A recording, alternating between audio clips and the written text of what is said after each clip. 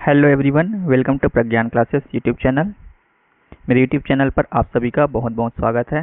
इस वीडियो में हम डिस्कस करेंगे छत्तीसगढ़ शिक्षक भर्ती पीजीटी जीव विज्ञान के महत्वपूर्ण क्वेश्चन के बारे में। यह जो वीडियो आपके लिए एनवीएस, केवीएस और एएमआरएस से के लिए भी काफ़ी हेल्पफुल होगा। तो आज का जो टॉपिक है वह सेल है। इससे पहले हमने 40 क्वेश्चन जो है कवर कर लिया है। आज हम 41 क्वेश्चन से स्टार्ट करेंगे। तो स्टार्ट करते हैं आज का जो वीडियो है फर्स्ट क्वेश्चन से। यदि आप हमारे YouTube चैनल पर नए हैं तो चैनल को सब्सक्राइब कर लें ताकि आने वाले सभी वीडियो जो है आप तक पहुंच सके। हम इस वीडियो का PDF प्राप्त करने के लिए हमारे टेलीग्राम चैनल से ज्वाइन कर सकते हैं। टेलीग्राम चैनल का जो लिंक है डिस्क्रिप्शन बॉक्स में दे दिया गया है। आज का जो फर्स्ट क्वेश्चन है,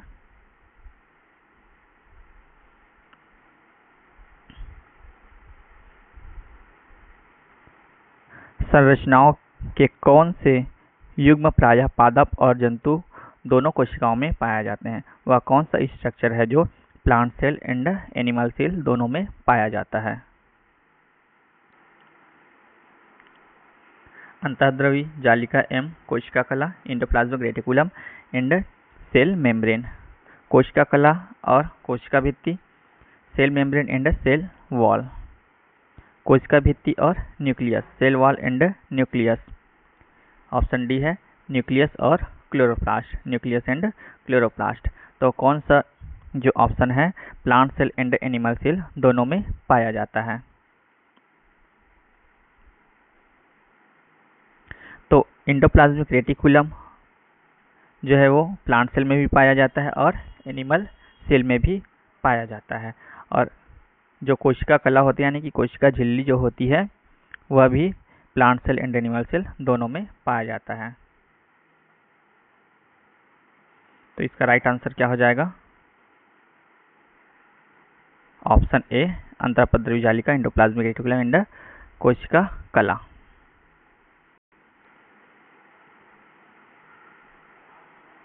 नेक्स्ट क्वेश्चन है, निम्न में से किस शैवाल का प्रयोग अंतरिक्ष अनुसंधान में किया जाता है? अंतरिक्ष अनुसंधान में प्रयोग किया जाने वाला जो एल्गी है वो कौन सा है? क्लेमाइडोमोनास है, हाइड्रोडिक्टियन है, क्लोरेला है या फिर क्लेडोफोरा है?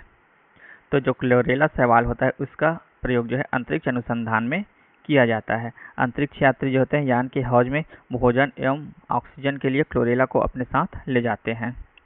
तो इसका राइट आंसर क्या हो जाएगा? ऑप्शन सी आएगा यहाँ, ये बी है। तो क्लोरेला राइट आंसर हो जाएगा। नेक्स्ट क्वेश्चन है, पके हुए टमाटरों का लाल रंग इसकी उपस्थिति के कारण होता है। यानी कि जो टमाटर का जो लाल रंग होता है वो किसकी उपस्थिति के कारण होता है, किसकी प्रेजेंस में होता है? कौन सा जो पिगमेंट है जो टमाटर को लाल रंग प्रदान करता है? पर्णहरित यानी कि क्लोरोफिल, कैरोटीनॉइड, हार्मोन या फिर विटामिन? तो जो कैरोटीनॉइड होता है उसकी उपस्थिति के कारण क्या होता है? टमाटर का लाल रंग होता है। कौन सा कैरोटीनॉइड होता है? तो लाइकोपीन होता है। लाइकोपीन नाम का क्या होता है? कैरोटीनॉइड होता है, जिसकी उपस्थिति से क्या होता है? टमाटर का लाल रंग होता है।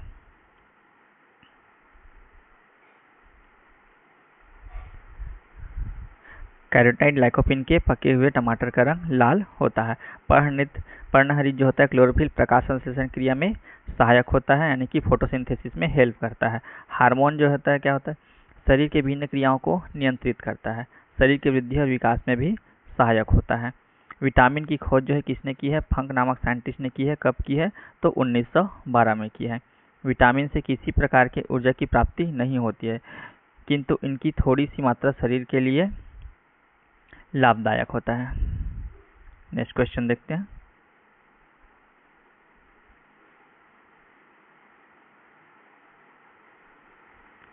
अठारह में एक कोशिका में केंद्रक की खोज किसने की है? यानी कि न्यूक्लियस की खोज जो है वो किसने की है? रॉबर्ट ब्राउन ने, चार्ल्स डार्विन ने, मेंडल ने या फिर स्लीडेन ने? तो केंद्रक की खोज जो है वह की है रॉबर्ट ब्राउन ने 1831 में, 1831 में न्यूक्लियस की खोज जो है रॉबर्ट ब्राउन ने की है।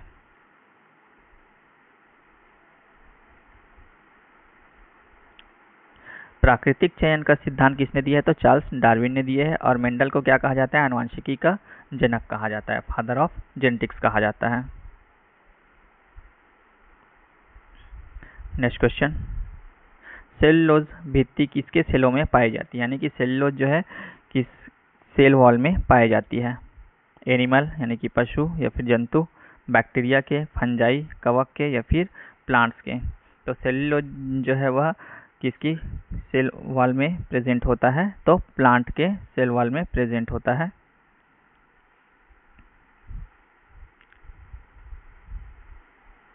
नेक्स्ट क्वेश्चन देखते हैं,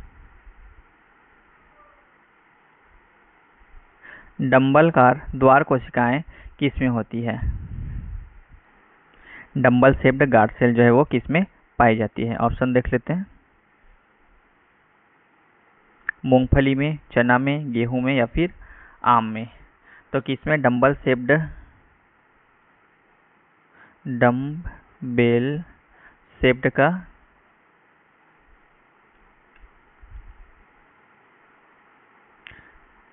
गार्ड सेल पाया जाता है? तो जो गेहूं होता है उसमें पाया जाता है डम्बेल शेप्ड का द्वार कोशिकाएं या फिर गार्ड सेल। आगे बढ़ते हैं, नेक्स्ट क्वेश्चन, कोशिका किसके कारण स्फीत हो जाती है? जीवद्रव्य कुंचन के कारण, अंतःपराशरण के कारण, बहिःपराशरण के कारण, या फिर विसरण के कारण। तो जो कोशिका होती है अंतःपराशरण के कारण क्या हो जाती है? स्फीत हो जाती है। अंतःपराशरण होगा कोशिका में तो उसकी वजह से क्या हो जाता है? कोशिका जो है वो फूलने लगती है, जिसे हम क्या कहते हैं? स्फीति कहते हैं। स्फीति का मतलब क्या होता है? फूलना। जैसे अंतःपराशरण होगा, कोई भी कोशिका है इसमें वाटर मॉलिक्यूल जो है वो इंटर करेगा, तो जैसे इंटर करेगा तो ये जो कोशिका है क्या हो जाएगी? फूल जाएगी, यानी कि जिसको हम क्या कहते हैं? स्फीति कहते हैं। आगे बढ़ते हैं, नेक्स्ट क्वेश्चन,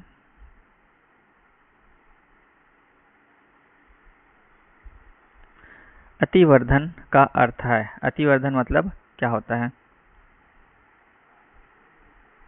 अतिलोलुपतापूर्ण खानपान, कोशिकाओं की संख्या में असामान्य वृद्धि, किसी कोशिका के आकार में वृद्धि, पेशी की अत्यधिक गतिशीलता।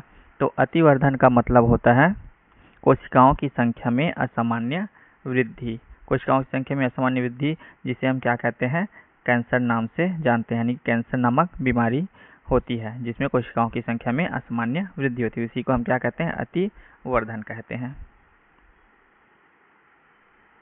अगला क्वेश्चन है, सबसे छोटा जीव जो स्वयं विकास एवं प्रजनन करने में समर्थ है वह कौन है? तो सबसे छोटा जो जीव होता है आप जानते हैं माइकोप्लाज्मा होता है। तो इसका राइट आंसर क्या हो जाएगा?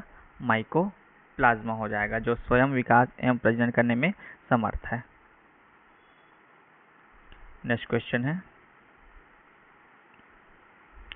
सेल्युलर और मॉलिक्यूलर जीव विज्ञान का केंद्र कहाँ है? यानी कि सेल्युलर मॉलिक्यूलर बायोलॉजिकल जो सेंटर है वो कहाँ पर है? नई दिल्ली में, पटना में, जयपुर में, या फिर हैदराबाद में। तो सेल्युलर और मॉलिक्यूलर जीव विज्ञान का केंद्र जो है वह स्थित है हैदराबाद में। Option D is the correct answer.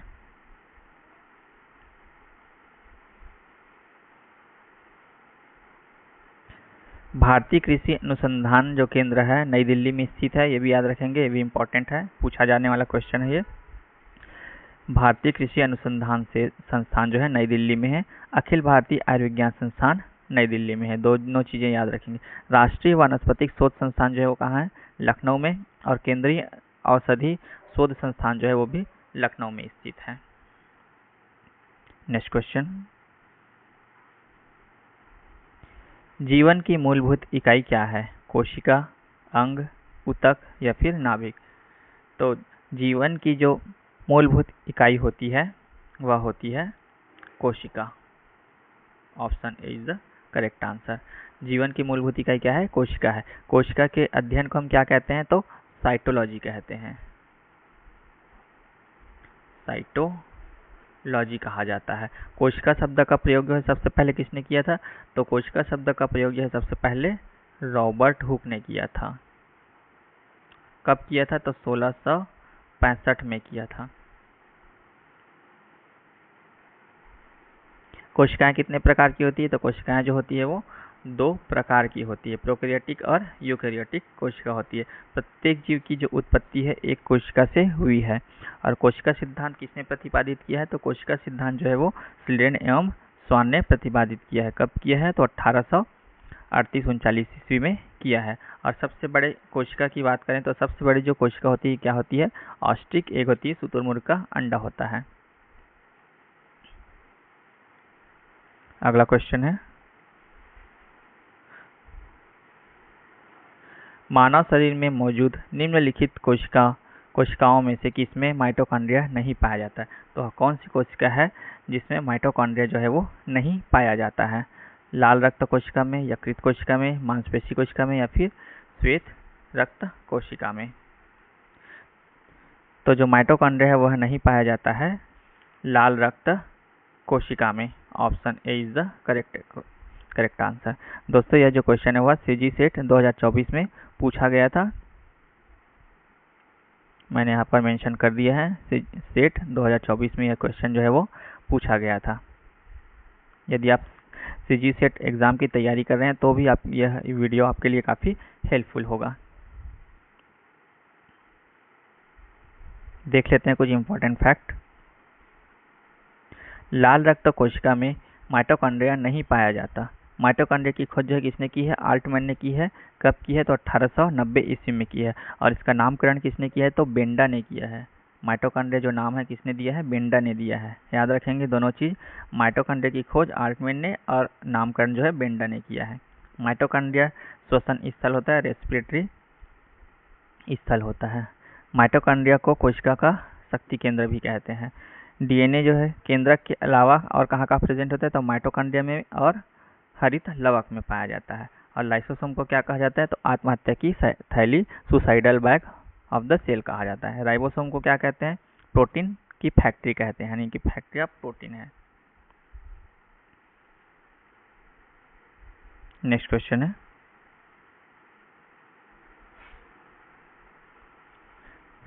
Concentration gradient के खिलाफ कोशिका की हलचल को क्या कहा जाता है? यानी कोशिका में जो मूवमेंट हो रहा है कंसंट्रेशन ग्रेडियंट के खिलाफ, अगेंस्ट, उसको क्या कहते हैं? सक्रिय परिवहन कहते हैं, विपरीत परासरण कहते हैं, प्रसार कहते हैं या फिर परासरण कहते हैं? तो कंसंट्रेशन ग्रेडियंट के अगेंस्ट सेल में जो मूवमेंट होता है उसे हम कहते हैं सक्रिय परिवहन, एक्टिव ट्रांसपोर्ट कहते हैं। Option A is the correct answer.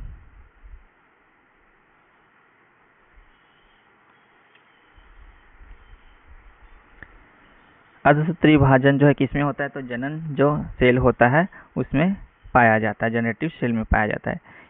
इसके एक सेल के विभाजन से कितने सेल का निर्माण होता है? तो 4 सेल का। एक से कितने का निर्माण होता है? 4 सेल का निर्माण होता है।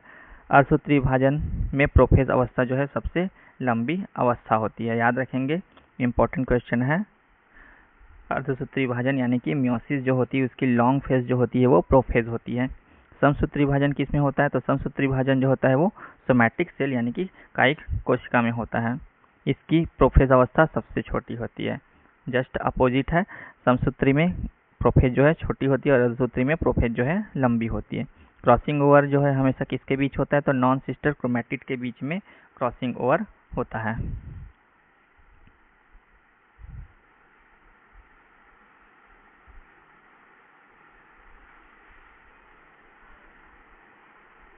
नेक्स्ट क्वेश्चन है, सबसे बड़ी मानव कोशिका है। तो सबसे बड़ी जो मानव कोशिका है वो क्या होती है? तो सबसे बड़ी मानव कोशिका जो होती है वह ओवम होती है, एग होती है। एग सेल जो है सबसे बड़ी मानव कोशिका होती है। कोशिका जो है जीवन की सबसे छोटी कार्यात्मक एवं संरचनात्मक इकाई होती है, यानी कि structural and functional unit of जीवन की क्या है? सेल जो है स्ट्रक्चरल एंड फंक्शनल यूनिट है।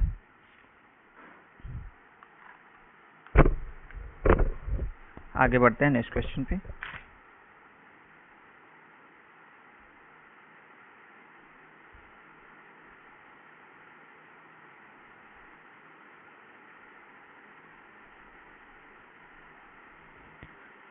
निम्नलिखित में से कौन सा कोशिका अंग सेल ऑर्गेनेल जो है पादप कोशिका में पाया जाता है किंतु जंतु कोशिका में नहीं पाया जाता है, यानी कि प्लांट सेल में उपस्थित है बट एनिमल सेल में नहीं है? क्लोरोप्लास्ट, एंडोप्लाज्मिक रेटिकुलम, माइटोकॉन्ड्रियन या फिर राइबोसोम।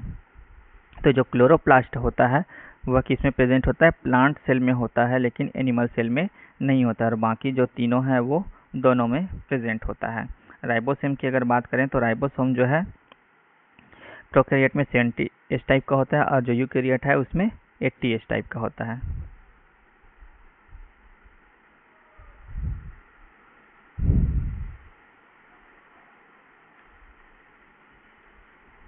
जीव द्रव्य को जीवन का क्या कहा जाता है? आधार कहा जाता है। फिजिकल बेसिस ऑफ लाइफ कहा जाता है प्रोटोप्लाज्मा को। जीव द्रव्य का नामकरण किसने किया है? तो पुरकिंजे ने किया है। प्रोटोप्लाज्मा जो उसका नाम है वो किसने दिया है? तो पुरकिंजे ने दिया है। जीव द्रव्य का 76% ऑक्सीजन तत्व का होता है। जीव द्रव्य में लगभग 90% वाटर प्रेजेंट होता है।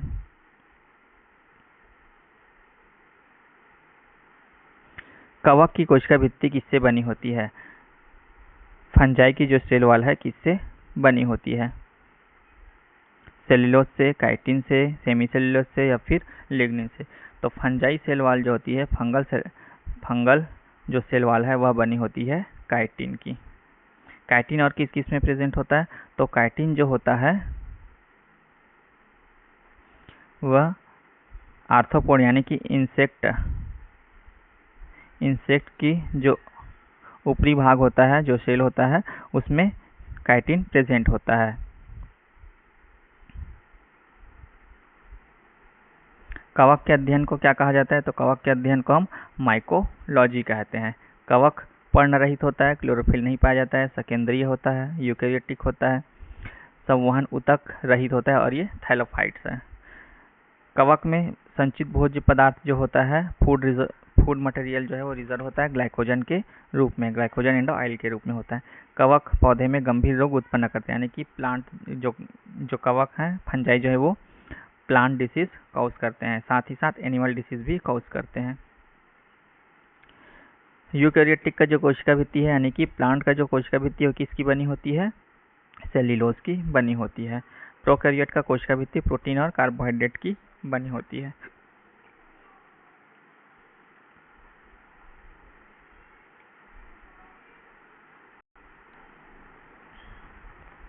सितारों में यानी कि जो तारा मछली है उसमें प्लाज्मा बनने का जो कारण है वह क्या है? स्टार फिश के बारे में पूछ रहे हैं।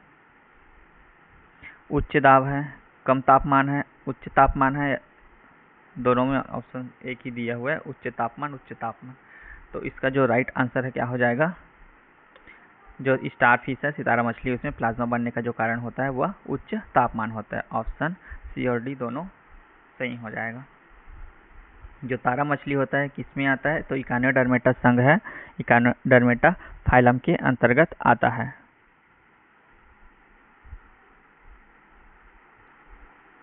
जो प्लाज्मा होता है उसमें कितने परसेंट वाटर होता है? तो 90% वाटर प्लाज्मा में प्रेजेंट होता है।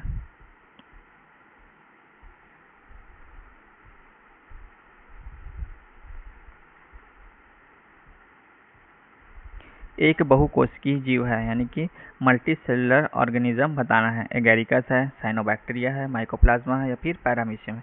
तो मल्टी सेलुलर जो ऑर्गेनिज्म होता है वह है एगेरिकस। एगेरिकस क्या है? एक फंगस है और ये एक एडिबल फंजाई होता है। कैसा होता है?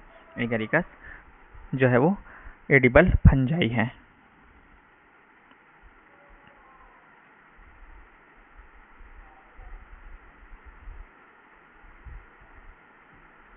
किस कोशिका ऑर्गेनेल का कोशिका का मास्टर कहा जाता है? यानी कि कौन सा सेल ऑर्गेनेल है जिसे हम कोशिका का मास्टर या फिर नियंत्रक कहते हैं? एंडोप्लाज्मिक रेटिकुलम को, माइटोकॉन्ड्रिया को, न्यूक्लियस को या फिर नाभिक को? तो कोशिका का मास्टर किसे कहा जाता है? नाभिक यानी कि न्यूक्लियस को कहा जाता है।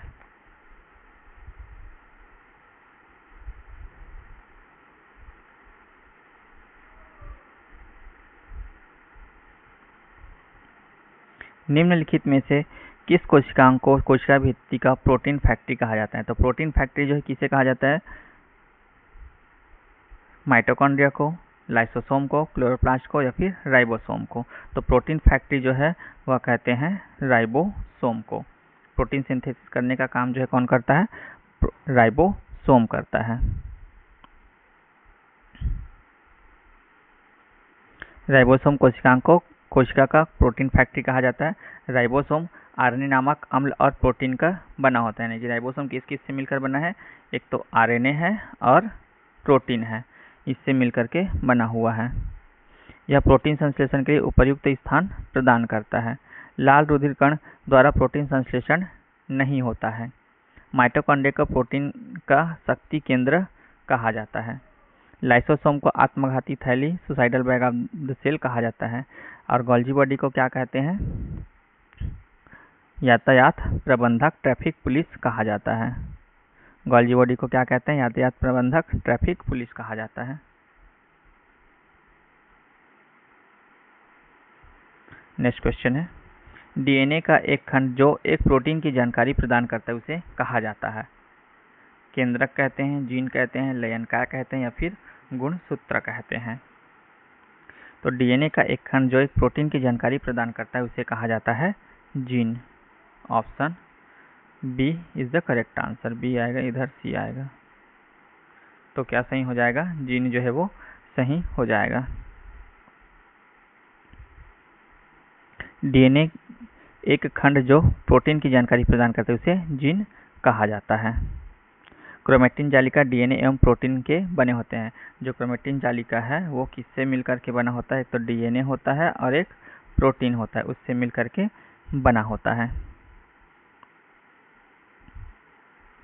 डीएनए आनुवंशिक लक्षणों को एक पीढ़ी से दूसरे पीढ़ी तक से लेकर के जाता है। यानी कि डीएनए जो है क्या कर रहा है? फर्स्ट जनरेशन से अनदर जनरेशन तक से जो जेनेटिक मटेरियल है उसको लेकर के जा रहा है, कैरी कर रहा है। कोशिका विभाजन के समय क्रोमेटिन जालिका के धागे अलग होकर कई छोटी एवं मोटी छड़ जैसी रचना में परिवर्तित हो जाते हैं। इसे ही हम क्या कहते हैं? गुणसूत्र कहते हैं। डीएनए अणु में कोशिका के निर्माण एवं संगठन की भी आवश्यक सूचनाएं होती है। डीएनए को आनुवंशिक पदार्थ तथा जीन को आनुवंशिक इकाई कहते हैं। केंद्रक के अंदर केंद्रक द्रव्य में एक छोटी गोलाकार या अंडाकार रचना पाई जाती है जिसे क्या कहते हैं? केंद्रिका या फिर न्यूक्लियोलस कहा जाता है। और लाइसोसोम को तो आप जानते हैं क्या कहते हैं? आत्महत्या की थैली कहते हैं, suicidal bag of the cell. तो आज के वीडियो में बस इतना ही। मिलते हैं नेक्स्ट वीडियो में। यदि आपको वीडियो पसंद आए तो लाइक, शेयर एंड सब्सक्राइब जरूर करें और हमारे टेलीग्राम चैनल से ज्वाइन कर सकते हैं। टेलीग्राम चैनल का जो लिंक है वो डिस्क्रिप्शन बॉक्स में दे दिया गया है और इस वीडियो का पीडीएफ प्राप्त कर सकते हैं। मिलते हैं नेक्स्ट वीडियो में।